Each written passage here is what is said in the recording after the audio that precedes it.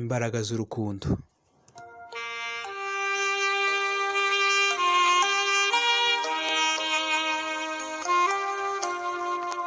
Nta kintu na kimwe mu buzima cyaruta urukundo.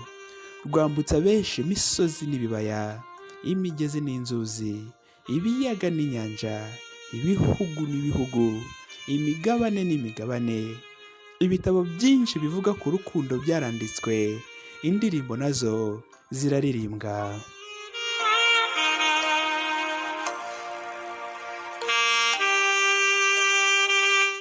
Victoire we yaruririmbye avuga ko azarwambara ku manywa nijoro akarwiyorosa. Mafenge Sudi we avuga ko ntacyo yabonye mu buzima cyaruta urukundo, rwamukuye iwabo ku Rwesero rukamujyana ku Munini.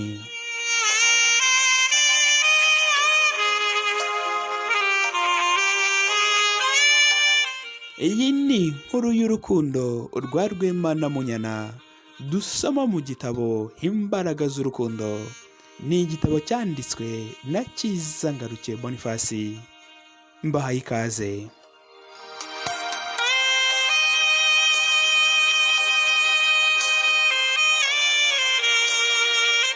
Duherukana muri epizode ya 9.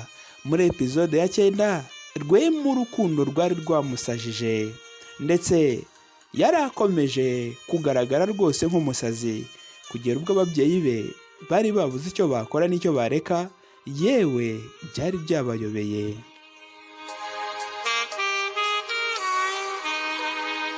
Ubwo Rwema yari yifungiranye, ise yakomeje kugira impungenge no kwibaza icyo umuhungu we yabaye. Nibwo yagiye kumukomangira, maze Rwema arataka cyane, ndetse uko yatakaga niko yatabazaga avuga ngo nibamutabare, nibamutabare, nibamutabare.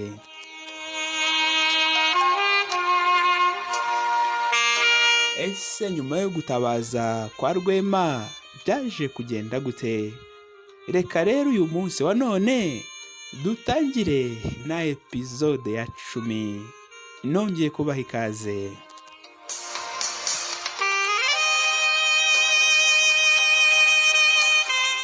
Ibya Rwema byakomeje rwose kuba amayobera. Ababyeyi be birabacanga, kuko uko bakomezaga gukomanga umuryango ukinga icyumba cye, ariko yakomezaga kurushaho gutabaza. Ubwo ababyeyi bibayobeye bahitamo kudakomeza kumukomangira. Ubwo Rwema nawe ubwo barekeraga kumukomangira, nawe gutabaza yarabihagaritse. Cyakora akomeza kwivugisha, asubiramo kenshi aya magambo agira ati: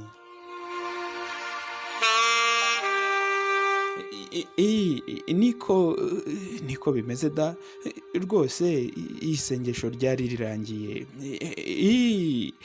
Nibwo namubonye mwiza we, mwiza rwose, utagira uko asa, ihohowe cyane pe, yari mazi ku iteke. Mana we, sinzi niba rwose nzongera kumubona. Ubonye ngo mbona umukobwa mwirukeho ngira ngo niwe, maze nimara kumugeraho nsanga n'undi benda gusa, mbega ngo ndamwara nkaburaho nkwigwa.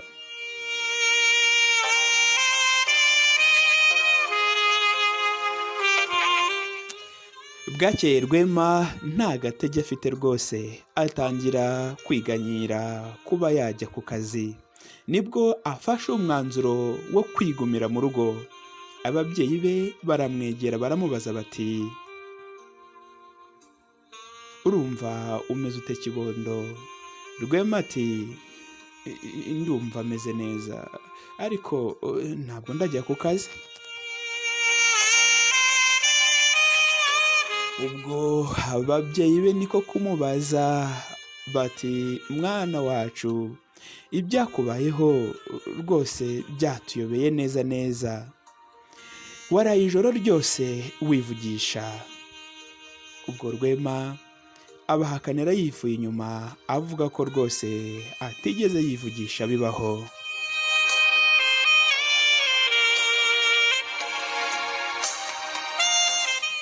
niko kumusobanurira uko byari byifashe, ariko Rwema ntiyabyemera, abasaba kureka kumubeshya.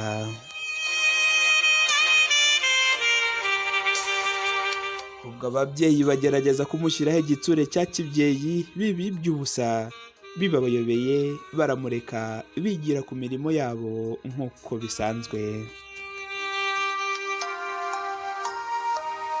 ubwo Rwema nawe asigara yibaza ukuntu yaraye yivugisha, biramuyobera, aribwira ati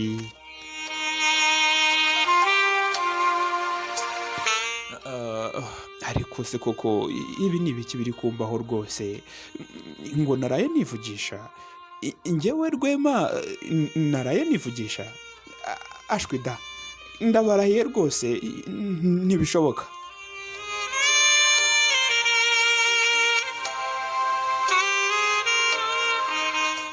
uko iminsi yakomezaga kwicuma, Munyana yakomeje gutekereza yitonze niba agomba kubabarira Ruberwa.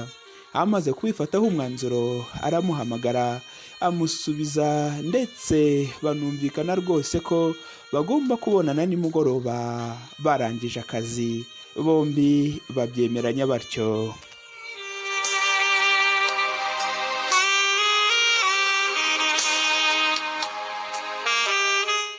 ese uyu Munyana bizashoboka ko ababarira Ruberwa nyuma yo kumubabaza rwose bikomeye? uyu Rwema wese wabonye Munyana akaba atakirwiyambitse, ahazongera kumubona naho ubutaha.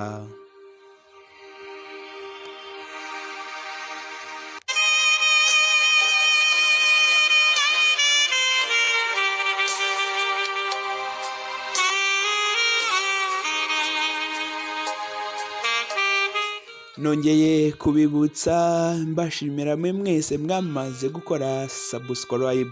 Imana ibishimire kandi rwose muhorane impagarike n'ubugingo. Reka mbararikire kuzakurikirana episode ya 11. Episode ya 11 izaba itubwira uko Rwema noneho atari ukuba ahubwo yasajijwe n'urukundo, ahubwo ko noneho yataye umutwe neza neza.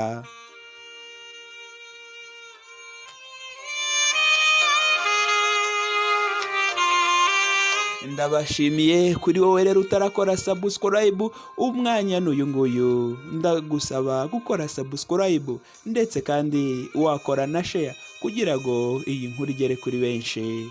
Ndabashimiye kandi mbifurije ibyiza. Imana umubyeyi wacu ikomeze ibasenderezeho ibyishimo, amahoro n'umunezero, kandi bahe kugira ubuzima nyabuzima buzira umuze. Rwose mu rukundo ibakunda, ikomeze ibarinde iki cyorezo cya coronavirus, ahubwo ibahe kandi basenderezeho umugisha wayo. Naho ubutaha.